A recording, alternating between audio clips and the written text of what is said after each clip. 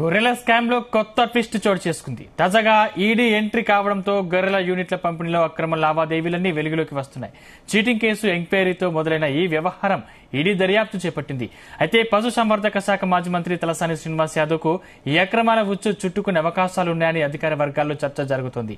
తలసాని మంత్రిగా ఉన్న టైంలోనే స్కీమ్లో భారీగా అవినీతి చోటు చేసుకుందనే ఆరోపణలు ఉన్నాయి. వేలాది యూనిట్లను పేపర్ల మీదనే సృష్టించి పెద్ద ఎత్తున డబ్బులు కొల్లగొట్టారు. ఈడీ దర్యాప్తులో ఈ అక్రమాల చిట్టా మొత్తం వెల్లడయ్యే అవకాశం ఉంది. ఇదే అంశానికి సంబంధించిన మరిన్ని పూర్తి డీటెయిల్స్ మా ప్రతినిధి శ్రీచరణ్ అందిస్తారు. శ్రీచరణ్,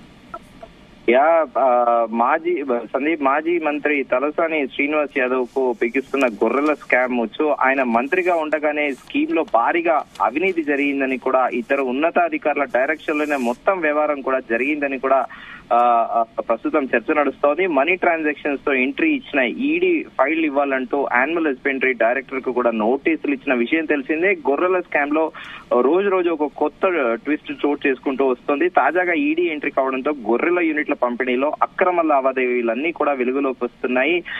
ఇంకా కూడా బయటికి చాలా నిజాలు రానున్నాయనేది కూడా ఒక చర్చనీయాంశంగా మారింది. చీటింగ్ కేసు ఎంక్వైరీతో మొదలైన ఈ వ్యవహారం ఈడీ దర్యాప్తు వరకు చేరుకుంది. అయితే యానిమల్ హస్బెండరీ మాజీ మినిస్టర్ తలసాని శ్రీనివాస్ యాదవ్ కు ఈ అక్రమాల ఉచ్చు బిగుసుకునే అవకాశం ఉందని కూడా రాజకీయ వర్గాల్లో చర్చ జరుగుతోంది ప్రస్తుతము. అయితే దానికి పూర్తి స్థాయిలో ఈడీతో పాటు ఏసీబీ కూడా పూర్తి స్థాయిలో నిజ నిర్ధారణ జరగాల్సి ఉంది. వాళ్ళ ఎంక్వైరీలో పూర్తి డీటెయిల్స్ ఇంకా తేలవలసి కూడా ఉంది. ప్రస్తుతానికి జస్ట్ ఆరోపణ మాత్రమే ఉంది.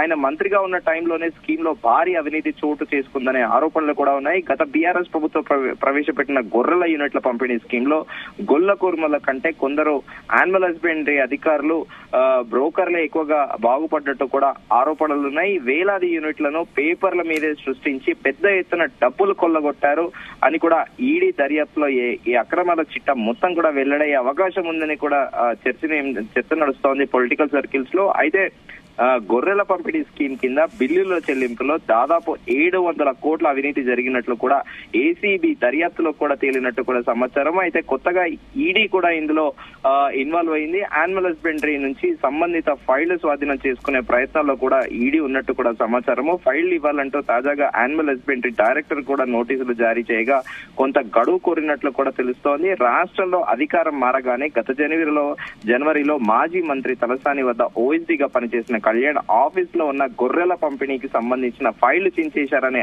ఆరోపణలు కూడా వచ్చాయి. ప్రస్తుతం ఎంక్వైరీలో బయటపడుతున్న విషయాలతో ఈ వ్యవహారం తలసానికి కూడా చుట్టుకోనుందని కూడా రాజకీయ వర్గాల్లో చర్చ నడుస్తోంది. అయితే బీఆర్ఎస్ హయాంలో యానిమల్ హస్బెండరీ డైరెక్టర్ గా పనిచేసిన ఒక అధికారి మాజీ మంత్రి ఓఎస్డీ కుమ్మక్కయ్య స్కామ్ చేశారని కూడా ఆరోపణలు ఉన్నాయి. అవినీతిలో ఎక్స్పర్ట్ అయిన ఆ అధికారి పదవీకాలం ముగిశాక కూడా అప్పటి బీఆర్ఎస్ ప్రభుత్వం మరో స్కీమ్ కు అడ్వైజర్ గా నియమించింది. ఇదే అధికారి తలసాని శ్రీనివాస్ యాదవ్ కుమారుడు ఎంపీగా పోటీ చేసినప్పుడు కింది అధికారుల నుంచి కోట్ల రూపాయలు వసూలు చేసి ఎన్నికల్లో సహకరించారని అప్పట్లో డిపార్ట్మెంట్ లో కూడా చర్చ జరిగింది. ఒక రూమర్ అయితే నడిచింది.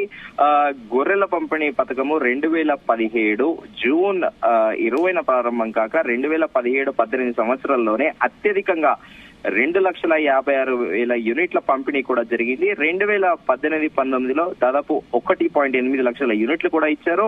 2019-20లో 1,32,900 యూనిట్లు, అలాగే 2021 ఇయర్ లో 62 యూనిట్, ఇలా మొత్తం కూడా 3.66 లక్షల యూనిట్ల పంపిణీ జరిగింది. ఓవరాల్ గా ఈ స్కీమ్ కింద 4,25,000 యూనిట్ల పంపిణీ చేశారు. ఇందులో మొత్తం 86.2% యూనిట్ల పంపిణీ అప్పటి sheep federation MD director doctor Laxma Reddy, మాజీ మంత్రి తలసాని శ్రీనివాస్ యాదవ్ హయాంలోనే జరిగాయి. ఇందులో అవినీతి జరిగిందని లారీల పేరుతో ఆటోలు, 2 వీలర్ల నెంబర్లు రాసి అవినీతికి పాల్పడ్డారని ఆధారాలతో సహా కూడా బాగ్ తన రిపోర్ట్ లో కూడా పేర్కొంది. అయితే కాంట్రాక్టర్లు అధికారులు కుమ్మక్కై గొర్రెల అమ్మిన వారికి ఇవ్వాల్సిన డబ్బులను ప్రైవేటు వ్యక్తుల ఖాతాలోకి మళ్లించి గోల్ మాల్ కు పాల్పడ్డారని కూడా ఒక రిపోర్ట్ అయితే ఇచ్చింది. గొర్రెలు అమ్ముకున్న ఏపీ రైతులకు డబ్బులు రాకపోవడంతో గత డిసెంబర్ 2023లో 26న గచ్చిబౌలి పోలీస్ స్టేషన్ లో మోయినుద్దీన్ అనే ఒక కాంట్రాక్టర్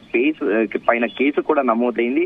ఇలా గొర్రెల స్కామ్ బయటపడగా సర్కారు కేసును దర్యాప్తును ఏసీబీకి అప్పగించింది. ఎంక్వైరీ ఎంక్వైరీ చేపట్టిన ఏసీబీ యానిమల్ హస్బెండరీ మాజీ డైరెక్టర్ రామచందర్ తో పాటు మాజీ మంత్రి ఓఎస్డి కళ్యాణ్ కూడా అదుపులో తీసుకుంది. దాదాపు 700 కోట్ల భారీ అవినీతి కేసులో రాజకీయ నాయకుల ప్రమేయం ఉన్నట్లు కూడా ఏసీపీ అధికారులు అనుమానిస్తున్నారు. తాజాగా ఈడీ ఎంటర్ అవ్వడంతో గొర్రెల స్కామ్ మరో మలుపు కూడా తిరగబోతోంది అనేది కూడా రాజకీయ విశ్లేషకులు అంటున్నారు.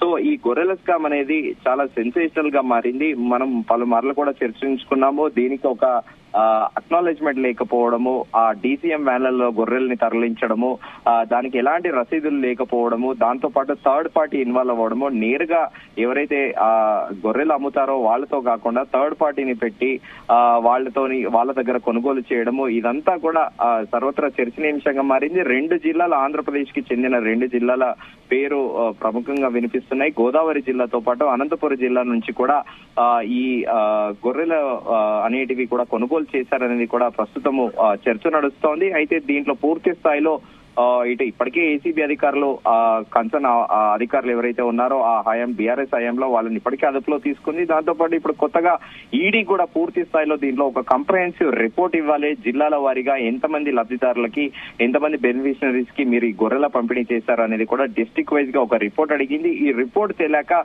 పూర్తి స్థాయిలో నిజ నిర్ధారణ జరిగే అవకాశం ఉంది. Sandeep, right, thank you Sricharan.